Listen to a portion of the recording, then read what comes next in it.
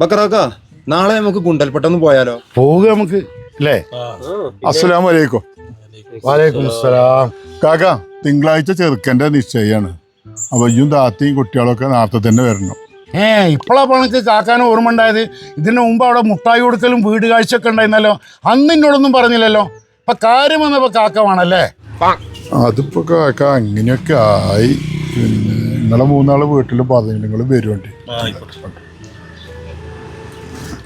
മുട്ടായി കൊടുക്കലും നിങ്ങളത് പറഞ്ഞിട്ടില്ല. അങ്ങനെയാണെങ്കിൽ നിശ്ചയത്തിനും പോകരുത് കേട്ടോ ബക്രാക്ക. ഇസ്മായിലേ, ഒരു ശത്രുവിനോട് എപ്പോഴും വിട്ടു നിൽക്കാൻ പാടില്ല. അടുത്ത് നിൽക്കുമ്പോഴേ നമുക്ക് പ്രതികാരം ചെയ്യാൻ പറ്റുള്ളൂ. ഇനി ബക്രാക്കാൻ്റെ കളി നിശ്ചയത്തിൻ്റെ ആണ്, അന്ന് കാണാം. നമ്മളിങ്ങനെ ഇരുന്നാൽ മതിയോ? എന്നാൽ ഈ കാര്യത്തിലേക്ക് കിടക്കല്ലേ? അപ്പോഴേ ഇന്നിപ്പോൾ എൻ്റെ അനുജൻ്റെ മോൻ്റെ നിശ്ചയത്തിലാണ് നമ്മൾ ഇരിക്കുന്നത്. സാധാരണ ഇവിടെ പള്ളിയിലാണ് നിശ്ചയം ഉണ്ടായാൽ. ഇതിപ്പോൾ എന്താ വീട്ടിലാക്കി വെച്ചവരെ കണ്ടമാനം ഭക്ഷണം ഉണ്ടാക്കിയിരിക്കുന്നത്. ഇതൊക്കെ പാടുമ്പോൾ പള്ളിക്ക് കൊണ്ടുവരാൻ പറ്റുമോ? ഇതെന്ത് വർത്താനം കാക്ക പറഞ്ഞിട്ട്? ഞാൻ ലേശ ചായ ബർക്കി മാത്രമേ ഉണ്ടാക്കിയിട്ടുള്ളൂ. ഞാനാണെങ്കിൽ ഒരു പേരും പ്രസക്തി ആയിക്കോട്ടെ വെച്ചിട്ട് പറഞ്ഞാണ്. അങ്ങനെയാണെന്ന് വെച്ചാൽ നമുക്ക് നല്ല ഡേറ്റ് ആണ് മഹർ നിശ്ചയിക്കാം. മഹർ ഇപ്പൊ നിങ്ങൾ എന്താ തരാ? മഹർ എന്ന് പറഞ്ഞപ്പോൾ അത് പെണ്ണിൻ്റെ അവകാശമല്ലേ? നിങ്ങൾ പറഞ്ഞോളി. അതെന്താ വെച്ചാ നിങ്ങൾ പറയാം. അല്ല, എന്താ പോയി നമ്മൾ ഓൾക്ക് മഹർ കൊടുക്കുക?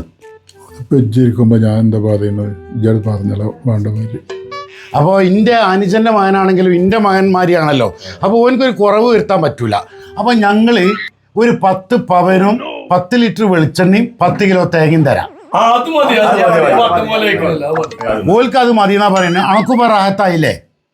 പൊന്നാരൻ്റെ കാക്ക എന്താ ബക്രാക്ക മൂപ്പർക്ക് പറ്റിയത്? അല്ല, അത് നിങ്ങൾ വിഷയമാക്കണ്ട. ഓനിക്കേ സന്തോഷം വന്നാൽ അപ്പം ബോധം പോകും. അപ്പോൾ എനിക്ക് വേറെ പരിപാടി ഉണ്ട്, ഞാൻ അങ്ങോട്ട് പോവുകയാണ്. ഇവിടെ ഇറച്ചിയും പത്തിരി ഒരുപാട് വിഭവങ്ങൾ ഉണ്ടാക്കിയിട്ടുണ്ട്. അത് തിന്നിട്ട് പോയാൽ മതി. ഇൻഷാ അല്ലാ പിന്നെ കാണട്ടോ. അപ്പോൾ അടുത്തൊന്നും ഇങ്ങനത്തെ ഒരു പാര വെച്ചതായിട്ട് എനിക്കറിയില്ല. ഏതായാലും ഇനി 10 പവനും വെളിച്ചെണ്ണയും തേങ്ങ ഒക്കെ ഉണ്ടാക്കിയിട്ട് ഓരോന്നെടുത്ത് ഉണ്ടട്ടെ.